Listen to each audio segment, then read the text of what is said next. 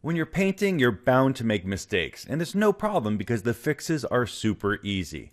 And what we want to do is just simply move over here into our toolbar, and we want to choose this tool, which is the eraser tool.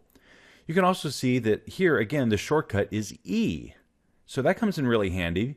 You switch to the tool, and then you simply drag over just like a brush. As a matter of fact, you modify it exactly the way you do a brush. You can see we have the same tools here to change the size and the hardness of the brush. And so I'm going to erase my little mistake that I made. And then I just hit B on my keyboard to switch back to the brush. You see how smooth it is when you start using the keyboard shortcuts? And then I make a little mistake and I go, oh, no problem, just tap E. And I actually have my fingers resting on the E and the B right now. I've got my ring finger on the E and my index finger on the B. And that way I can just kind of swap back and forth really quick. And so I want to simply use these tools in conjunction. I want to make sure that I am really comfortable swapping between tools because often in Photoshop you need to.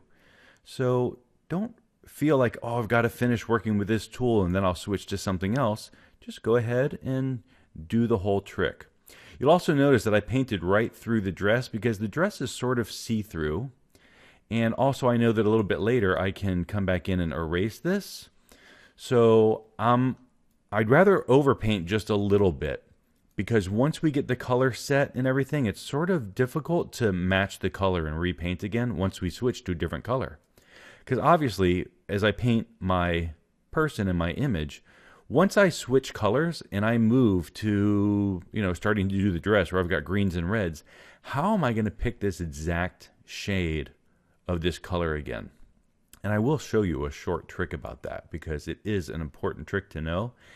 And as I show you the tool for that trick, you'll see that there are other uses for it.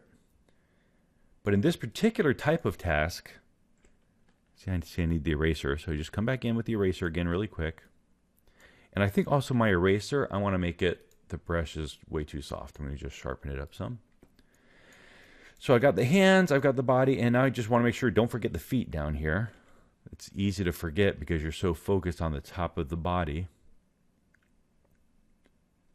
And I'm going to show you the shortcut, the little trick to figure out how to get the color back again if you make a mistake and you need to grab it one more time.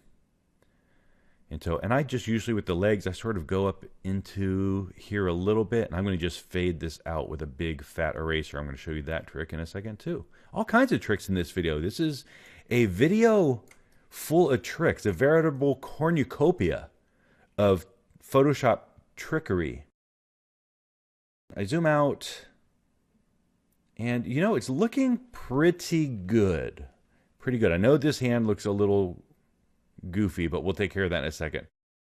So the last thing I want to talk about is how do we make this leg blend sort of believably? And this is a really neat trick, and this comes in handy. There's a few different ways to do this, but I'm going to show you sort of the quickest way, and it's sometimes the most precise as well. So what we want to do is we're going to grab our eraser, and what we want to do now is we want to just make the brush really huge. So I'm going to bring it up to like 300 or something. But I want the hardness all the way down. And what that's going to do is, I need it even bigger than this. So I need a really, really big brush.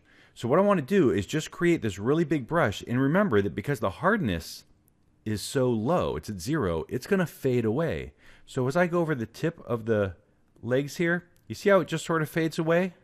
That's exactly what I want. I want that skin tone to sort of, like as the material is getting thicker or whatever, I want it to just kind of fade out a little bit. I'm going to undo that, and I want to do not so much because I do notice also this kind of natural break right here. Let me zoom in. You see this where it gets thicker here? It's almost like it should be one tone here and then sort of a different tone where you can see more material is here and then a total kind of break here. So I'm trying to just sort of fake it. It doesn't have to be perfect because I'm going to fill all this in with color, which is going to hide and muddle all of this detail.